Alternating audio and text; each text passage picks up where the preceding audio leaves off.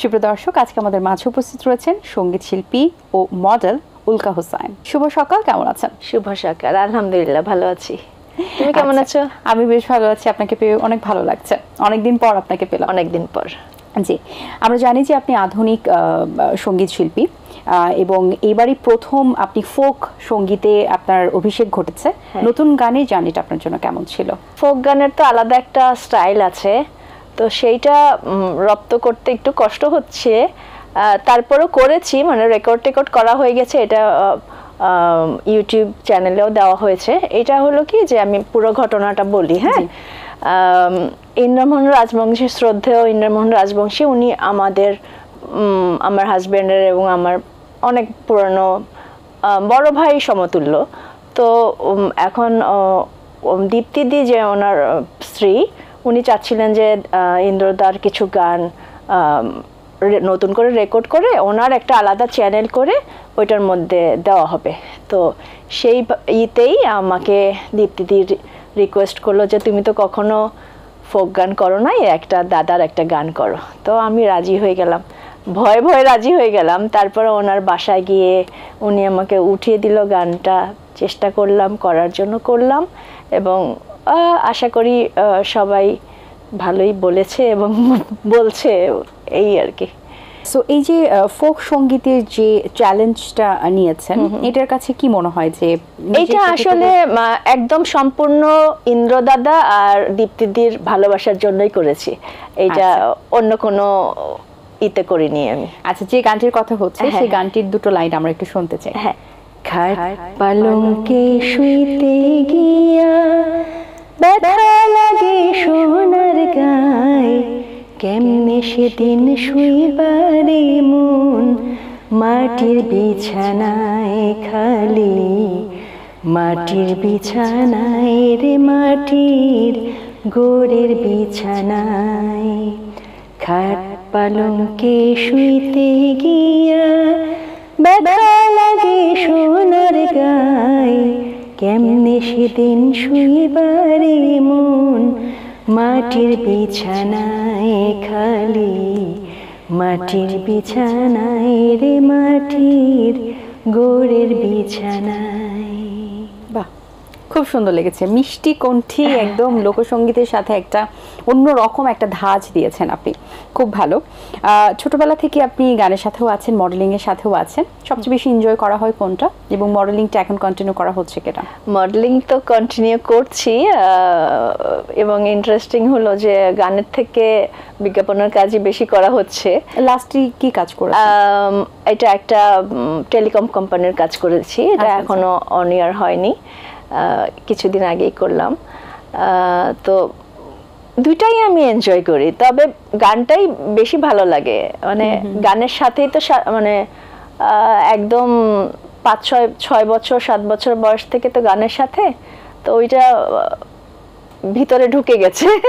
আচ্ছা, দুইটা প্রফেশন তো ডিফারেন্ট, তারপরে কি কোনোভাবে কোনোটাকে হেল্প করে কিনা, বা আপনার কোনো হেল্প হয়েছে কিনা সেটাতে? আমি মনে করি যে আমি যদি অভিনয় করতাম, নাটক বা মুভিতে অভিনয় করতাম, তখন মেবি গানটা কিছু কাজে লাগতো, কারণ তখন অনেক রকম চরিত্র পাওয়া যায়, হয়তো শিল্পী হিসেবেও আমার কোনো চরিত্র থাকতো, তখন গানের ওইটা কাজে লাগতো। কিন্তু বিজ্ঞাপনের কাজে তেমন একটা কাজে লাগে না। একটা কাজে লাগতে পারে যে এরকম মনে করো যে জিঙ্গেল টাইপের কোনো বিজ্ঞাপন থাকলো, তখন গান গাইতে গেলে আমার রিদম বা ওইটাতে সুবিধা হয়। হ্যাঁ, আচ্ছা, খুব ভালো। সঙ্গীত জগতে আপনার আইডিয়াল কে? বাংলাদেশে আমি একদম অনেক আগের থেকে ওনাকে আমি শ্রদ্ধা করি, এবং আইডল বলো বা ফলো করা বলো, শ্রদ্ধেয় শাহনাজ রহমতুল্লাহ, ওনাকে আমি অন্য লেভেলের পছন্দ করি, ওনার গান, ওনার সবকিছু। বাহ, খুব ভালো। এই মুহূর্তে আপনার কণ্ঠে আরেকটি গান শুনে নিতে চাই, কোন গানটি শুনছি? আমার সৌভাগ্য হয়েছিল শ্রদ্ধেয় সুধীন দাস স্যারের কাছে গান শেখার, সোহরাব হোসেন স্যার, খালিদ হোসেন স্যার, ওনাদের কাছে আমি গান শিখেছি। তো একটা নজরুল ইসলামের তো অনেক ইসলামিক গান আছে, তো আমি আজকে একটা 4 লাইন করি ওইখান থেকে। নামাজ রোজা হজ যাকাতে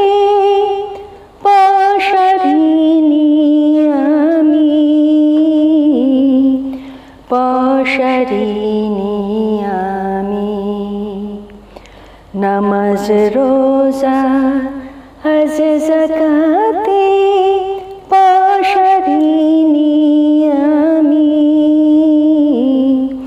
পশারিনি আমি।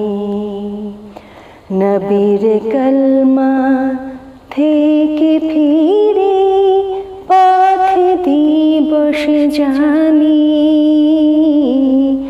পথ দিবস জামি। নামাজ রোজা হজ যাকাতে পশারিনি আমি, পশারিনি আমি। চমৎকার, অসংখ্য ধন্যবাদ আপনাকে। বিজ্ঞাপনে আপনার সেরা কাজ কোনটি? সেরা কাজ ওইভাবে তো বলা যায় না আসলে, তাই না? তারপরে আমি পছন্দের একটা কাজ আছে, সেটা অনেক আগে করেছিলাম, 2014-তে একটা কাজ করেছিলাম অমিতাভ রেজার। এটা একটা মশলার, রাঁধুনি মশলা, তো ওইটা করে খুব মজা লেগেছে। আর ওনার সাথে কাজ করে এমনিতেই মজা লাগে। আর রিসেন্ট যেটা কাজ করেছি সেটাও আমার অনেক পছন্দের, ছোট্ট একটা কাজ, সেটাও রাঁধুনির ছিল। তো এইটা করেছি হলো ফারুকি স্যারের। সাধারণত একটা কাজ করতে গেলে বিজ্ঞাপনের সকাল থেকে সন্ধ্যা বা রাত হয়ে যায়, কিন্তু ওনার সাথে কাজ করে আমার 40 মিনিটে কাজ শেষ হয়ে গেছে। তো এইগুলি মজার অভিজ্ঞতা এবং ভালো লাগার একটা বিষয়। ঘুরতে পছন্দ করেন? অনেক। কোথায় ঘুরতে যেতে বেশি ভালো লাগে? টাকা থাকলে বিদেশে ঘুরতে পছন্দ করি, টাকা যখন কম থাকে তখন দেশে। পাহাড় নাকি সমুদ্র? দুইটাই ভালো লাগে। গানের সাথে তো দীর্ঘ দিনেরই পথ চলা, সো এখন কি গানের চর্চা করা হয়?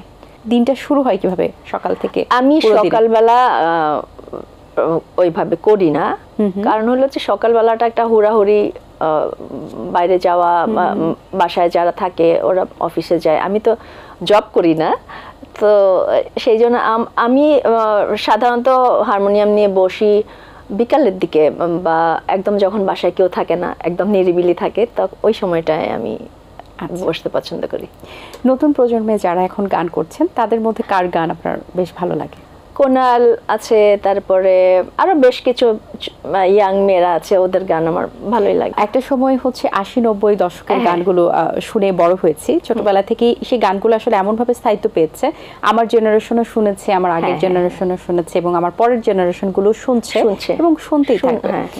যে ধরনের গান তখন তৈরি হয়েছে সেই ধরনের গান কি এখন তৈরি হচ্ছে কিনা, কি মনে হয়? আমার মনে হয় না ওই রকম হয়। না হওয়ার কারণটা আপনার কাছে কি?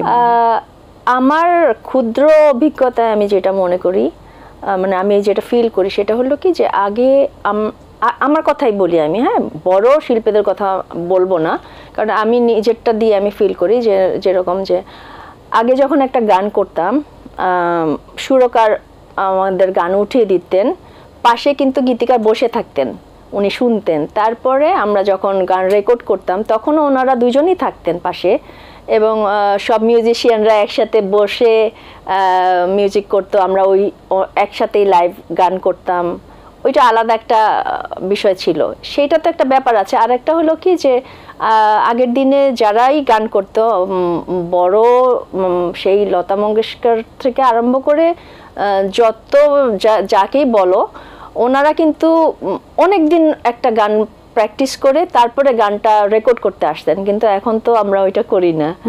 তো সেইটা তো একটা অনেক বড় বিষয়, যন্ত্র দিয়েই আমরা সবকিছু ম্যানেজ করে ফেলতে চাই। রাইট, খুব ভালো বলেছেন। এবার আপনার কণ্ঠে আরেকটি গান শুনে নিতে চাই আপু, কোন গানটি শুনছেন? শ্রদ্ধা শাহনাজ রহমতুল্লাহর অনেক পরিচিত একটা গান করার চেষ্টা করছি। গানটা শুরু করেছেন আনোয়ার পারভেজ এবং লিখেছিলেন শহীদুল হক খান।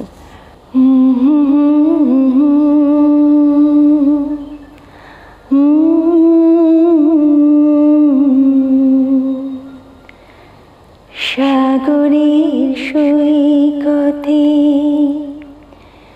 কে যেন দূর হতে,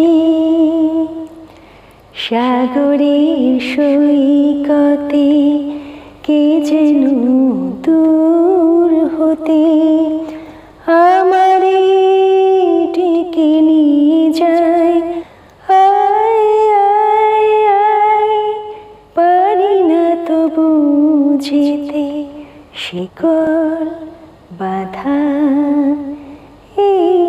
ছুটি পাই সাগরের সৈকতে কে যেন দূর হতে। দারুণ দারুণ, অসংখ্য ধন্যবাদ আপু আপনাকে, খুব ভালো লেগেছে আপনার সাথে কথা বলে। অনেক অনেক শুভকামনা রইল, ভালো থাকবেন সবসময়। তোমরা ভালো থেকে এটিএন বাংলার সমস্ত দর্শক শ্রোতাদের জানাচ্ছি অনেক অনেক ধন্যবাদ। সবাই বাংলা গানের সাথে থাকবেন, বাংলাকে ভালোবাসবেন, দেশকে ভালোবাসবেন। দর্শক, আশা করছি আজকের আয়োজন আপনাদের ভালো লেগেছে। আজ এই পর্যন্ত, দেখা হবে আগামী পর্বে নতুন কারোর সঙ্গে। সেই পর্যন্ত ভালো থাকুন, সুস্থ থাকুন, এটিএন বাংলার সাথেই থাকুন। আল্লাহ হাফেজ। দিন আসে দিন যায়, সময়টা চলে যায়, তবু আছি এই বেশ ভালো। জীবনটা রঙময়, যেভাবেই হওয়া চাই, নয় কবু সাদা কালো। এই আশাতে স্বপ্ন ভাসে, সুখ হাসে চোখে মুখে, চায়ের চুমুকে।